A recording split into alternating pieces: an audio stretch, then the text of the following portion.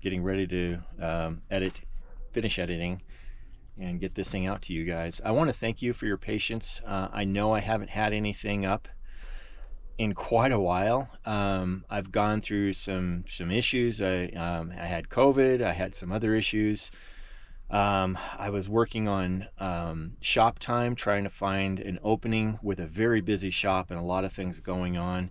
They've been so gracious to let me stay here on the premises, waiting, to get that shop time that I could. And during that time, there just wasn't much going on here that I could really felt that was something that you guys would appreciate. So I just felt it would be better to just take a break during that time. Get this done. Once I've got this done in about 2 or 3 days, I've still got to do some testing and some different things like that. Unfortunately, I ordered some things on Amazon. I thought I was going to be able to do one more repair that I'm not going to be able to do after all, but I'm going to be heading back to Arizona. So I'm planning on hitting Flagstaff. It looks like there's still a lot of snow up there, and we'll definitely do some winter camping up there if indeed Flagstaff has some snow. Well, here she is, guys. We finally got in the shop. So this is, so of course, this is what we're going to be working on. We're going to be taking this standard Toyota axle, and we are going to be replacing it with all these wonderful parts. So I can kind of talk to you about what these parts are, and this is what's required to do this conversion. So at first thing is we have the axle, these seals, this part here, and the actual bracket is from Front Range Off-Road. That is a kit that you purchase. You then have to source all these other items. So I have brand new spindles that are going to go in. I have IFS hubs. The typical swap does not use the IFS hubs, but I want the extra width, so I'm using those.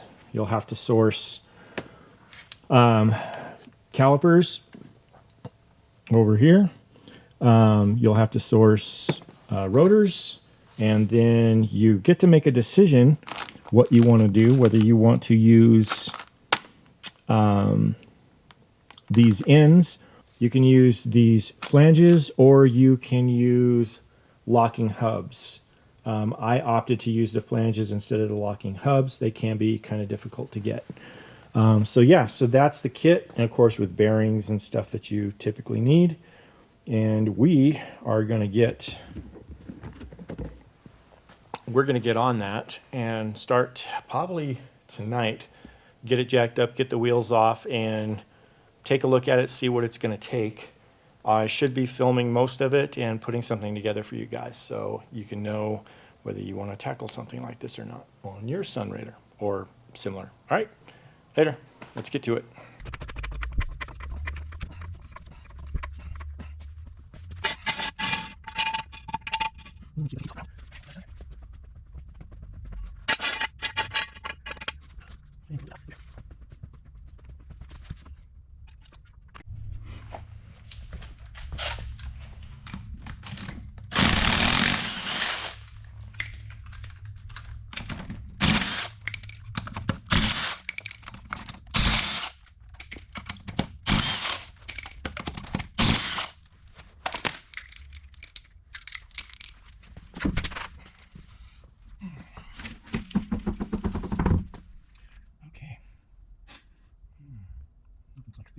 Thin wall. Question is, I tried to clean this, sprayed it like crazy at the car wash, and you can see it didn't even come close to cleaning it. I was trying to keep his shop clean, but did the best I could.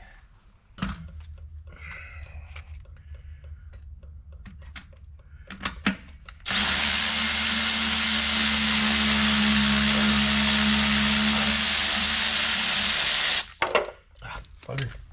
All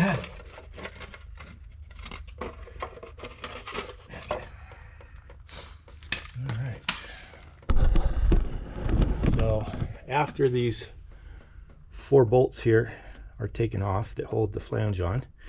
And also, just FYI, the reason this is being done, those 4 bolts, there's a press fit bearing, which I'll show you when we pull this off.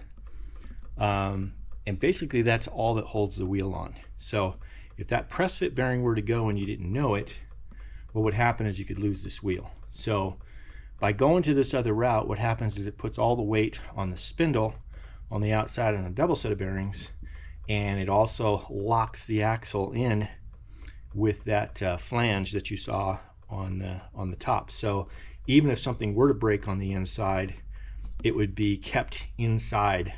So technically you could fix or remove whatever was broken, pull it out, and put the axle back together and get off the trail. Let's get back to it. Now, if I remember right. So this is pretty cool. This is how easy this is with the Toyota. So once you have those 4 bolts, you literally pull your axle out. And that's it. That axle has now been removed and will be replaced with the one in the kit. Pretty cool, huh? And we'll just let everything drain. One of the things I'm also doing while I'm here, I found out that I have, well, I have an upgraded, my whole braking system is upgraded, but the front, I'm using an FJ80 brake booster and an FJ80 master cylinder, and my master cylinder at the reservoir where it connects is leaking, and brakes something you don't want to mess around with, so that's also getting replaced. So letting all the fluid drop out is not a big deal. It's going to have to be completely done over anyway. And the other thing that this gives us when we do this conversion is going to give us disc brakes. So I already have Tundra brakes in the front, and I will have Tacoma brakes in the rear. Lily likes chasing cats in the shop. So yeah, that's what we're looking at. All right, can't find his seal remover, so let's see if we can get it with a claw hammer. Kind of like that. Okay. Good morning, guys. I got a fresh cup of coffee and Lily's awake, but it's a balmy, probably 45 degrees here in the shop this morning right now. But I wanted to show you what we ended up doing with that flange so I can show you how this worked. What we end up doing is using these 4 bolts that come in from the flange on the back side, and you cinch them up one at a time, little by little by little by little. It's a press fit and it goes on there. So that's what we ended up doing last night, but unfortunately the kit that I got did not come with the spindle bolts, and those are the ones that are going to go all in here. So I was not able to finish this one last night. I probably would have had it done, but yeah, bolt store opens up. I'll have to go get some metric hardware to get this in. I'm doing one at a time because I do want to make sure that all these pieces that I showed you earlier, I want to make sure they all play nice together before I rip the other one apart also. So otherwise I'd have the other one down to this condition also, but yeah, we're gonna wait. So I'm gonna join my coffee.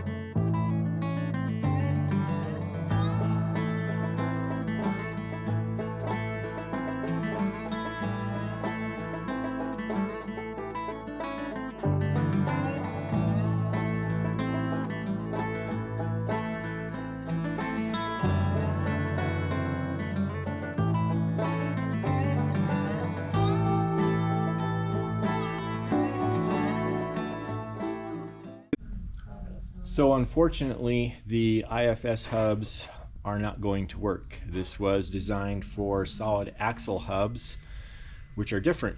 And I was under the impression it would work with IFS, as IFS worked in the front. But the bracket is made specifically for one thing.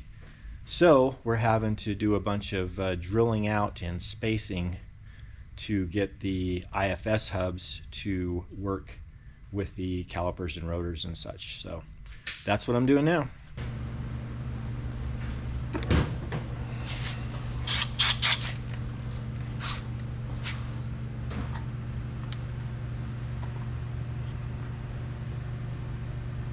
Yeah, hopefully this gas filler don't have to come off. Hopefully what? This gas filler don't have to come off. I'm thinking about something. Oh.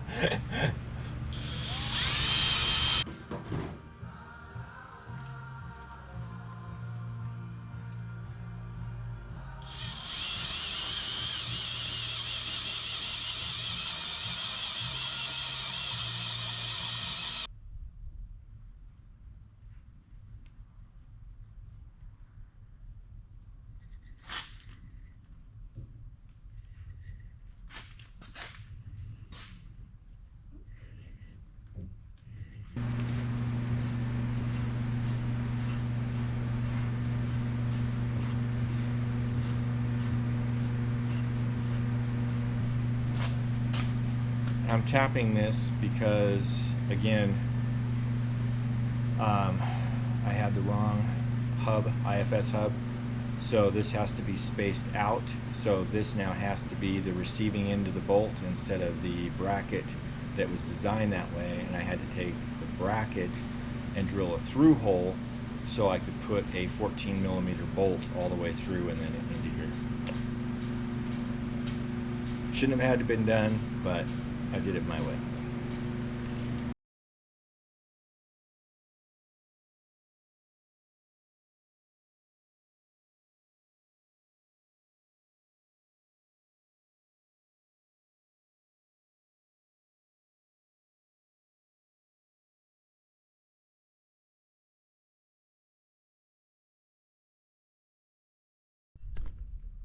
All right.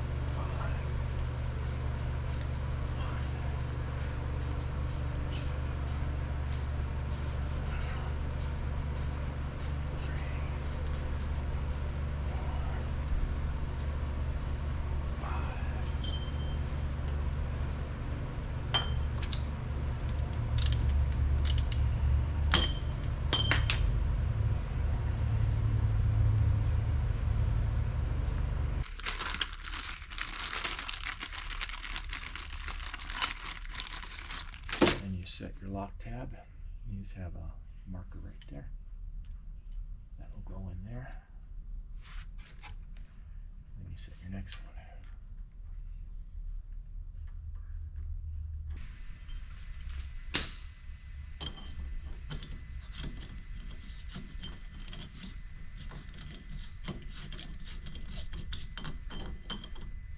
Okay, that should work. Okay, I'm gonna go with this one.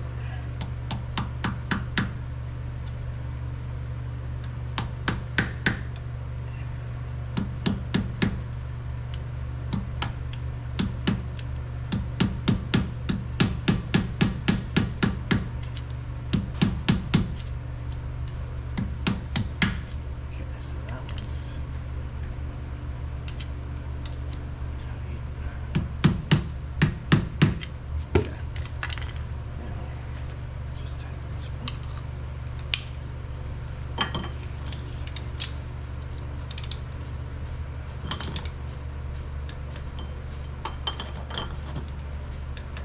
Good. And we'll look for one right there.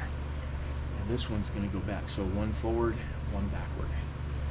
And that locks it in with the tab from these nuts backing out.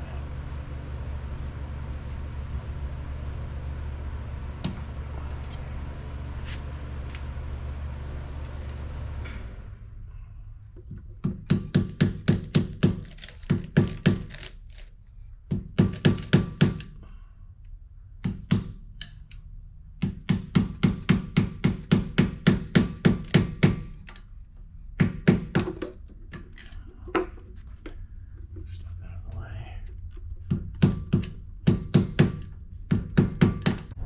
Hey guys, this is kind of after the fact, but I realized there was something that I didn't show you or didn't film for some reason. So I thought I'd just kind of point that out for you. So this is the actual the flange that I showed. This takes the place of what would be a normal hub in the front, a locking hub. So after you get the you saw the part where I did the bearings and the clips in there to hold everything together. Then this goes over, but with this kit, it gives you extra pins that aren't provided in the normal setup. So you got to drill those out and then drive these pins in, and that's part of this kit, this flange kit. There are other flange kits out there. They may be a little bit different, but yeah, I just wanted to point that out because I hadn't shown you guys that, and make sure we cover all the bases for you. If you have any questions about this this conversion, something I didn't cover, any specifics, please hit me up, let me know, and I'll try to get back to you as soon as possible. I think it's going to be a great conversion. I definitely like having the disc brakes on the rear. They clean out a lot better. They're a lot easier to maintain. The only issue that I'm going to have, and you won't have if you do the correct 85 front hubs on this and not the IFS, is because I did all the extra modifications to it. If I'm on the road and I get a breakdown on a caliper or something like that, I'm gonna have to find or buy some tools and do some serious maintenance, tapping and drilling and all that kind of stuff to get that fixed, and that is not a good thing. But it is what it is for me, and don't make the same mistake I did. This arrow points to, yeah, you guessed it, one of those. Dadgum dog. Gotta love her though.